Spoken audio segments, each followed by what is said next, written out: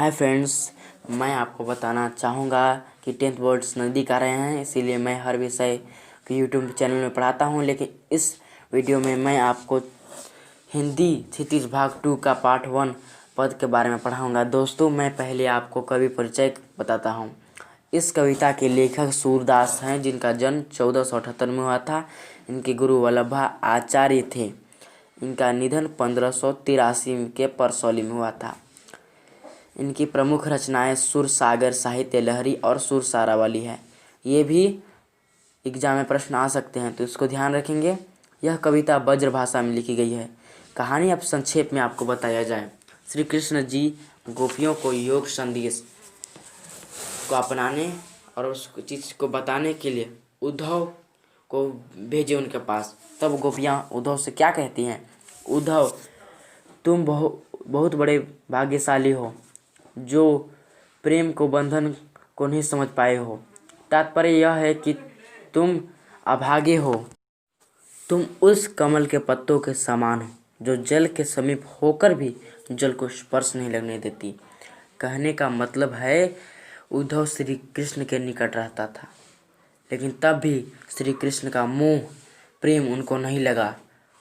वह तेल की गगरी के समान है जो एक बूंद भी नहीं ठहरने देता। सूरदास ने इस कविता से गोपियों के दुखों का वर्णन किया। श्री कृष्ण गोपियों के रोम रोम में बसे हुए हैं। सोते जागते उठते बैठते वे श्री कृष्ण का नाम जपती रहती हैं कि कब वे आए और हमसे मिले।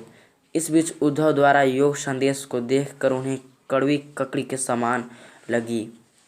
वे कहती हैं, श्री कृष्ण राजनीति पढ़ लिए हैं, वे हमें धोखा दे रहे हैं, जाल में फांस कर मथुरा चले गए।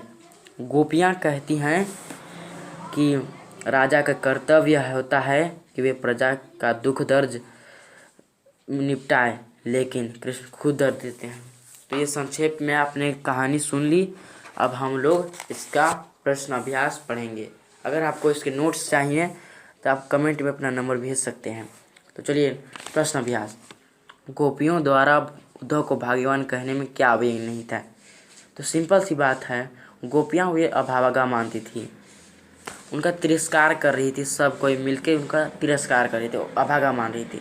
तो ये व्यंग है, ये व्यंग रूप से बोली गए हैं। तो प्रश्न 2 है, उद्धव के व्यवहार की तुलना किस किस चीज़ से की गई है? तो हमने अभी संक्षेप में कहानी टाइप की पढ़ी, उसमें 2 चीज़ दी गई है, कमल पुष्प और तेल की मटकी। जिस प्रकार कमल जल से ऊपर रहता है और उसकी पत्तियां जल के समीप होते हुए भी जल की एक बूंद नहीं लगने देती, दूसरी तरफ तेल की चिकनी मिट्टी है को जल में डाला जाता है तो उसके ऊपर एक भी बूंद नहीं ठहरने देती। ठीक उसी प्रकार उद्धव का व्यवहार इतना रूखा है कि उस पर कृष्ण के रूप आकर्षण का कोई प्रभाव नहीं पड़ता। तो आप लोग समझ गए, ये व्यवहार की तुलना की है। तो प्रश्न 3 में क्या है? गोपियों ने किन किन उदाहरणों के माध्यम से उद्धव को उहालने के लिए दिया है? तो इसमें तो हम लोग बता दिए हैं कि तेल और मटकी, कमल पुष्प के बारे में बता दिए हैं। उनका मन बहुत निष्ठुर था। तो प्रश्न 4, उद्धव द्वारा दिए गए योग संदेश गोपियों की विरह अग्नि में घी का काम कैसे किया? आप लोग को मैं अभी पढ़ाया। श्री कृष्ण गोपियों को छोड़कर मथुरा चले गए। कृष्णा के वियोग दुख गोपियों के दुखद जीवन रही थी।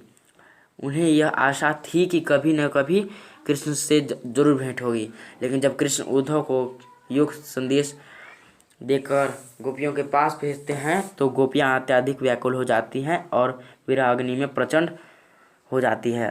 तो इस प्रकार उद्धव द्वारा दिए गए संदेश को विरह अग्नि का काम करता है।